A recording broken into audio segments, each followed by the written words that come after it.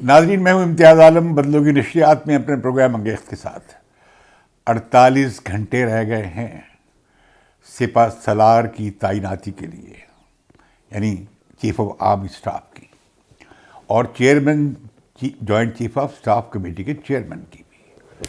یہ chairman joint chief of staff committee کے جو نئے چیئرمین ہوں گے اس پہ کوئی کائٹ فلائنگ نہیں ہو رہی، کوئی کسی طرح کی قیاس آرائیاں نہیں ہو رہی۔ وہ بھی ایک عہدہ ہوتا ہے اور وہ ساری سروسز کا جوائنٹ چیئرمین ہوتا ہے۔ سارا معاملہ آرمی چیف کا ہے۔ آرمی چیف کی سیاست میں، پاکستان کی سیاست میں جتنی ان کا رول رہا ہے ماضی میں، اور جس طرح بار بار کے مارشل لاء میں آرمی چیف جو ہیں وہ حکومت کا انتظام سنبھالتے رہے ہیں، آئین کی اور آئینی اداروں کی چھٹی کراتے رہے ہیں، اس سے آرمی کا رول بہت وسیع تر ہو گیا ہے، پوری ریاست میں چھایا ہوا ہے۔ اور پولیٹیکل سائنٹسٹ کہتے ہیں کہ یہ ہمارا پاکستان کی اسٹیٹ کا یہ آئرن سٹرکچر ہے، اور واقعی آئرن سٹرکچر ہے۔ تو اس وقت جنرل باجوہ کی ریٹائرمنٹ میں رہ گیا ایک ہفتہ، اور 5 دن رہ گئے ہیں chairman joint chief of committee جو ہیں جنرل ندیم، ان کے 5 دن رہ گئے ہیں۔ 27 تاریخ کو وہ ریٹائر ہو رہے ہیں۔ اب جو ڈیولپمنٹ ہوئی ہیں بہت زبردست ہیں۔ گزشتہ روز خواجہ آصف نے ایک زوردار تقریر کی قومی اسمبلی میں۔ انہوں نے گنایا اور بتایا کہ کس طرح آرمی کی سیاست سے مداخلت کے کیا بھیانک اور برے نتائج برآمد ہوئے ہیں، اور انہوں نے کہا کہ ہم ایک پیج پہ، آئین کے ایک پیج پر اور قانون کے ایک پیج پر ہونا چاہتے ہیں۔ وہ اصل میں اصرار کر رہے تھے کہ آئین اور قانون کو فالو کیا جائے، نہ کہ کسی کی خواہش کو یا کسی کی لیگیسی کو جاری رکھنے کے لیے۔ پھر اتنا ہنگامہ کیوں ہے؟ آج خواجہ آصف بہت ہی انہوں نے مومنانہ سا بیان دیا ہے، مسکین سا بیان دیا ہے، اور بڑا اعتماد سے بیان دیا ہے کہ کوئی اختلاف ہی نہیں ہے۔ تو خواجہ صاحب سے ہم پوچھنا چاہیں گے، جس سمری کی امید وہ سوموار کو کر رہے تھے، آج منگل گزر گیا ہے، سمری ابھی نہیں آئی ہے، اور وہ سمری جی ایچ کیو تک بھجوا دی گئی ہے۔ حالانکہ جی ایچ کیو جو ہے، یا آرمی یا ایئر فورس یا نیوی، وہ ڈیفنس منسٹری کے ڈپارٹمنٹ ہیں، اور یہ سیکٹری ڈیفنس کے تحت آتے ہیں، آئینی طور پہ بھی اور ہمارے رولز کے حساب سے بھی بالکل ویسے ہی جیسے انڈیا میں رولز ہیں، میں نے دیکھے ہیں، دونوں کے رولز ایک ہی جیسے ہیں۔ تو اب اس بیچ میں یہ بھی آیا کہ اگر سمری نہ آئی تو پھر کیا ہوگا، اگر ایک خاص اپائنٹمنٹ ہو گئی تو پھر کیا ہوگا۔ تو اس طرح کی بحثیں چل رہی ہیں اور خوب کائٹ فلائنگ ہو رہی ہے۔ دنیا میں ایک مذاق بنا ہوا ہے پاکستان میں آرمی چیف کی اپائنٹمنٹ۔ یہ پہلے کبھی ماضی میں نے اس طرح ہوتے نہیں دیکھا۔ اسپیکولیشن ہوتی تھیں، یہ 3 4 5 ہیں وغیرہ، ان میں سے وزیر اعظم اسے بھی لے سکتے ہیں، اسے بھی لے سکتے ہیں، لیکن کبھی یہ نہیں دیکھا کہ اپوزیشن لیڈر کا بھی کوئی پسندیدہ ہے یا ناپسندیدہ ہے۔ کبھی یہ بھی نہیں دیکھا اور سنا تھا کہ آؤٹ گوئنگ آرمی چیف کی کوئی خواہش ہو کہ ان کا جانشین کون ہوگا۔ یہ کوئی وہ قبائلی نظام نہیں ہے، یہ کوئی خاندان کی انہیریٹنس نہیں ہے، اور یہ کوئی اس طرح کا ادارہ نہیں ہے۔ ایک کانٹریکٹ ہے، ایک سروس مکمل ہوئی، فارغ ہوئے، تو اس ادارے کی میں نئے چیف کو لگانے کا ایک بندوبست آئین میں موجود ہے۔ تو پہلے تو عمران خان نے اسے مشکوک بنایا کہ ان لوگوں کو بالکل حق نہیں پہنچتا۔ اگلی منتخب حکومت، جیسے کہ عمران خان کی منتخب حکومت سے یہ منتخب حکومت کم منتخب تھی، کیونکہ ان کے پاس بھی اکثریت اتحادیوں کو ملا کر بنی ہے، عمران خان کے پاس بھی اقلیت تھی اور وہ اتحادیوں کو ملا کر وزیر اعظم بنے تھے۔ تو بیچ میں سوال اٹھا کہ بھئی یہ تو سازش میں شامل ہو گئے، آرمی کے جو قیادت ہے جو باہر سے سازش ہوئی تھی امریکہ کی۔ پھر عمران خان اس سے پیچھے ہٹتے چلے گئے۔ انہوں نے کہا کہ نہیں، امریکہ کی سازش تو ماضی بات ہوئی، ہم تو امریکہ سے بڑے اچھے تعلقات چاہتے ہیں۔ اب انہوں نے کہا کہ اسٹیبلشمنٹ کا بھی مجھے لگتا ہے کہ میرے جانے میں ہاتھ نہیں تھا، مجھے نکالنے میں، لیکن ساتھ ہی یہ کہا کہ کاش وہ میرے خلاف عدم اعتماد کو ناکام بنا دیتی، میرا ساتھ دے دیتی۔ اب بھی وہ جا رہے ہیں۔ اب 26 تاریخ کا دھرنا بھی ان کا یہی ہے کہ وہ آرمی پہ اثر انداز ہو سکے۔ کہہ تو یہ رہے ہیں، آج میں نے بڑا ہی معصومانہ بیان سنا IRY ٹیلی ویژن پہ جناب فواد چودھری صاحب کا۔ وہ کہتے ہیں ہمارا تو معاملہ نہیں، جسے مرضی لگا دے، اور سبھی اچھے ہیں، اور یہ کہ ہمارا تو یہ ایشو نہیں ہے عمران خان بھی کافی دنوں سے یہ کہہ رہے ہیں. انہوں نے بیچ میں یہ بھی کہہ دیا کہ جو سینئر موسٹ ہے اس کا آپ کیوں نہیں اصول اختیار کرتے جس طرح کے سپریم کورٹ کا ہے. لیکن جب عمران خان نے یہ بات کی تو غالباً وہ بھول گئے تھے کہ نواز شریف بھی یہی کہہ رہے ہیں کہ سینیورٹی کے اصول کو مد نظر رکھا جائے, کیونکہ باقی سب پہ بحثیں ہو جاتی ہیں لیکن سینیورٹی کے حوالے سے سوال نہیں اٹھتا ہے. تو اب کیا ہونے جا رہا ہے 48 گھنٹے میں کہ وزیر اعظم نے جمعرات کو یعنی پرسوں اجلاس بلا لیا ہے کابینہ کا.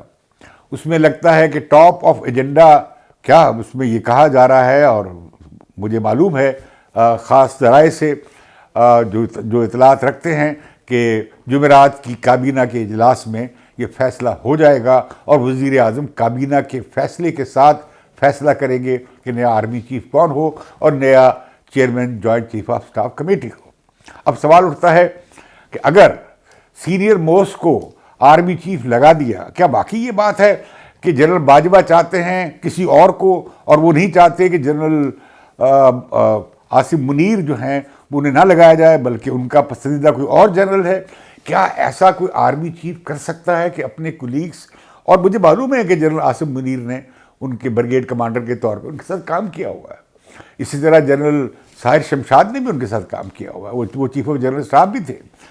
تو کس طرح ایک آرمی چیف آؤٹ گوئنگ یہ فیصلہ کر سکتا ہے؟ اور میں سمجھتا ہوں اس کے منصب کے منافی ہے, اور میرا خیال ہے کہ شاید انہوں نے ایسا کیا بھی نہیں ہوگا.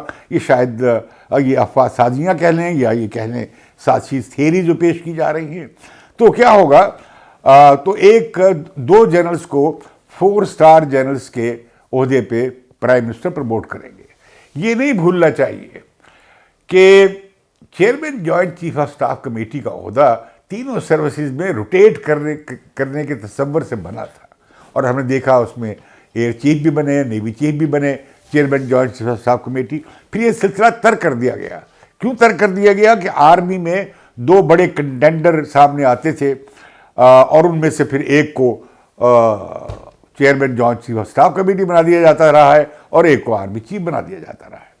تو میں سمجھتا ہوں کہ آؤٹ گوئنگ آرمی چیف کا یہ استحقاق نہیں ہے, صرف انہی کا نہیں ہے بلکہ اس سے پہلے بھی ہم نے دیکھا, اور میری اطلاع میں ایسی نہیں ہے معلومات میں کہ کبھی آرمی چیف نے اپنی پسند کا کوئی بندہ نامزد کیا ہو, کہا گیا ہو کہ اسے دوسروں پر فوقیت دی جائے. لیکن یہ جو ساری مسٹری بنی ہے کہ حکومت کے بار بار کے اعلانات کہ اکتوبر کے آخر میں ہو جائے گا, نومبر کے پہلے ہفتے میں ہو جائے گا, سمری فلاں تاریخ کو موو ہو جائے گی اور فلاں تاریخ کو فیصلہ ہو جائے گا, یہاں تک کہ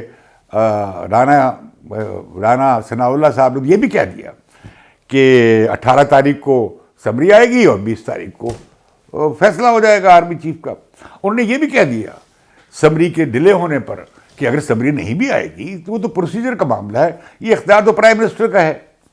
اور میں سمجھتا ہوں کہ کیسے سیکرٹری دفاع جو ہیں جن سے سمری مانگی ہے پرائم منسٹر نے, وہ کیسے پرائم منسٹر کے آرڈر پہ سمری نہیں بھیجیں گے؟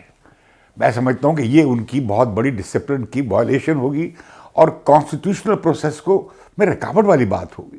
وہ یہ نہیں کر سکتے, ان کا یہ استحقاق نہیں ہے ڈیفنس سیکرٹری کا. اب اس ملک میں مسئلہ یہ بھی ہوا ہے کہ ڈیفنس سیکرٹری پہ ریٹائرڈ جنرل لگا دیا جاتا ہے اور وہ پھر تابع ہوتا ہے GHQ کے. میں سمجھتا ہوں کہ یہ بھی غلط روایت ہمارے ملک میں چل رہی ہے. ہندوستان میں سویلین ڈیفنس سیکرٹری ہوتے ہیں جنہیں کہ آرم فورسز کے جو سربراہان ہیں اس سے جواب دہ ہوتے ہیں. اس کے بعد بات آتی ہے ڈیفنس منسٹر کی. تو ہمارے ہاں چونکہ مارشل رول رہا ہے, یہ state of the martial rule بھی کہا جاتا ہے اسے, تو یہاں پہ معاملہ نرالا رہا ہے. تو اب بھی میں سمجھتا ہوں اب جب کہ فوج نے یہ فیصلہ کر لیا ہے, جو میں بات سیاسی کرنا چاہتا ہوں اور اداراتی بھی, کہ ادارے نے فیصلہ کر لیا ہے کہ وہ ایک پولیٹیکل غیر سیاسی ہو گیا ہے اور انہوں نے ماضی سے بہت سیکھ لیا ہے اور وہ اب سیاست میں مداخلت نہیں کرنا چاہتے. میں سمجھتا ہوں کہ یہ پاکستان کی تاریخ کا مستحسن ترین فیصلہ ہے, اور جمہوری قوتیں اور جمہوری تحریک یہی مانگ کرتی آئی ہے مسلسل. یہی بے نظیر بھٹو اور نواز شریف کے درمیان جو چارٹر آف ڈیموکریسی ہوا تھا اس میں ہی شامل تھی. آج میں فواد چودھری صاحب کی بات سن رہا تھا, وہ بھی اب سویلین سپرمیسی کی بات کر رہے ہیں. عمران خان بھی کہہ رہے ہیں یہ نہیں ہو سکتا کہ وزیر اعظم کوئی اور ہو اور اس کا اختیار کوئی اور استعمال کر رہا. ان کی مراد آرمی چیف سے ہے. کہ آرمی چیف اپنی حد میں رہے آئینی طور پہ، اور وزیر اعظم با اختیار ہونا چاہیے. اور انہوں نے کہا میں حکومت ہی لوں گا اگر میں با اختیار وزیر اعظم نہیں ہوں گا. لیکن بدقسمتی سے اس ملک میں صرف ایک ہی با اختیار وزیر اعظم آیا، وہ تھے ذوالفقار علی بھٹو، اور انہیں اس کی پاداش میں ایک با اختیار ساورن وزیر اعظم بننے کی پاداش میں پھانسی میں چڑھا دیا گیا، تاکہ اس کے بعد کوئی اچھا نہ کرے، خواہش نہ کرے کہ میں پرائم منسٹر ہوں اور میں اتھارٹی ہوں. یہی جھگڑا نواز شریف کا تھا کہ نواز شریف کہتے تھے پرائم منسٹر میں ہوں. انہوں نے مجھے بتایا کہ میں چاہ رہا ہوں کہ ساؤتھ میں چلا جائے، وہ کہتے ہیں نارتھ میں چلو. تو یہ کیسے چل سکتا ہے؟ یہی معاملہ ہم نے دیکھا کہ ڈان لیکس میں سامنے آیا، اور پھر یہ بھی کہا گیا ریجیکٹڈ. ہمیں یاد ہے آئی ایس پی آر کا وہ اسٹیٹمنٹ کہ وزیر اعظم کے آفس سے فیصلہ ہوتا ہے اور وہ کہتے ہیں ریجیکٹڈ. کمال ہے، کسی ملک میں کوئی آرمی کا میجر جنرل اس طرح کا اعلان کر سکتا ہے جو پبلک ریلیشن ڈپارٹمنٹ کا ہیڈ ہو. میں سمجھتا ہوں ایسا دنیا میں تو نہیں ہوتا، پاکستان میں اگر ہوتا ہے ایسا ہوتا ہے. تو لوگ کہہ رہے ہیں کہ جی بڑا ماشاء اللہ لگ سکتا ہے. ماشاء اللہ بالکل نہیں لگ سکتا، پاکستان کے ایسے حالات نہیں ہیں.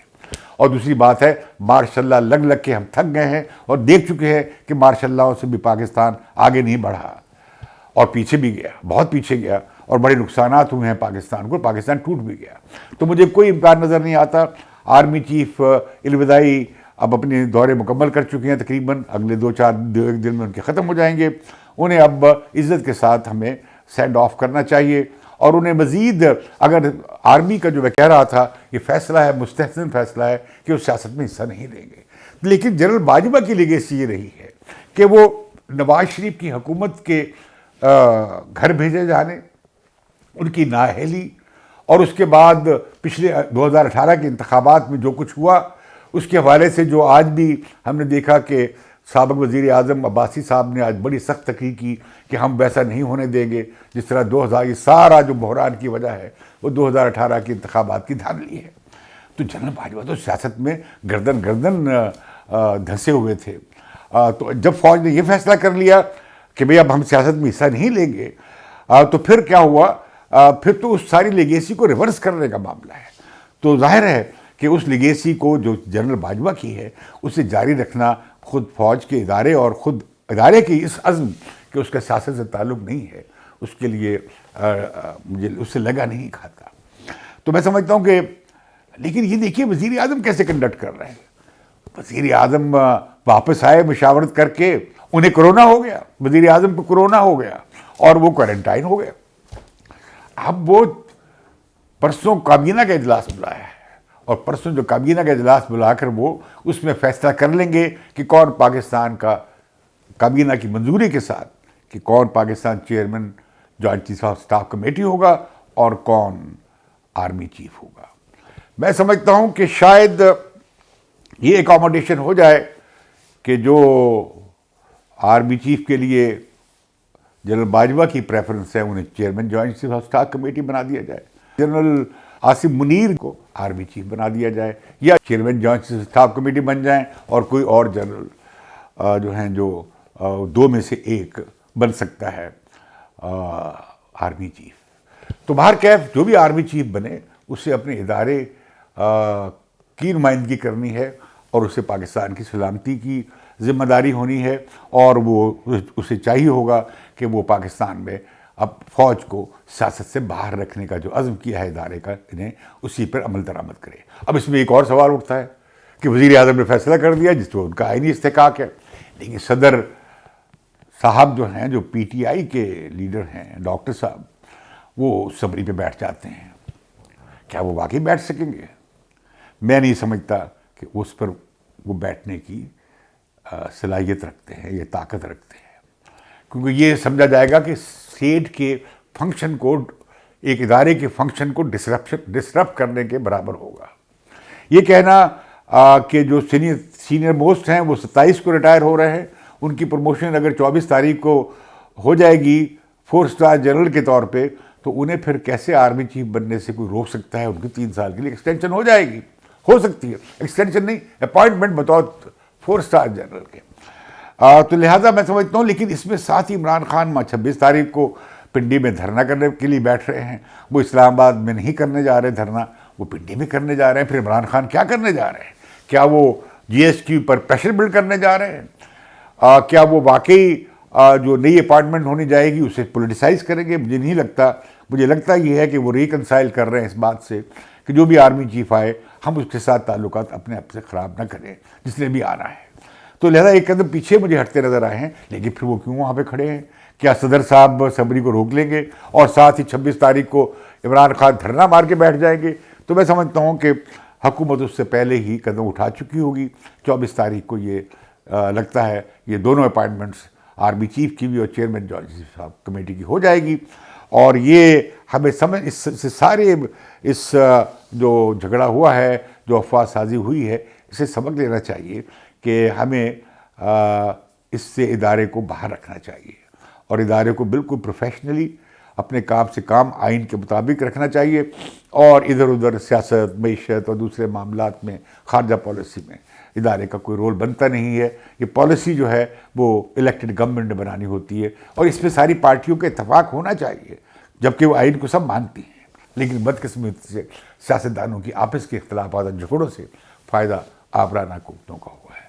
کاش اس بار ایسا نہ ہو، کاش اس بار بریک ڈاؤن نہ ہو جائے۔ خطرہ ہے کہ بریک ڈاؤن ہو سکتا ہے، لیکن وہ بریک ڈاؤن پاکستان کے لیے اچھا نہیں ہوگا۔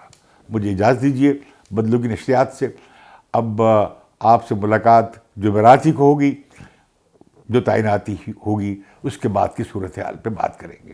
پاکستان استحکام کی طرف بھی جا سکتا ہے اور پاکستان عدم استحکام کی طرف۔ بدلوں کی نشریات کو سبسکرائب کیجیے۔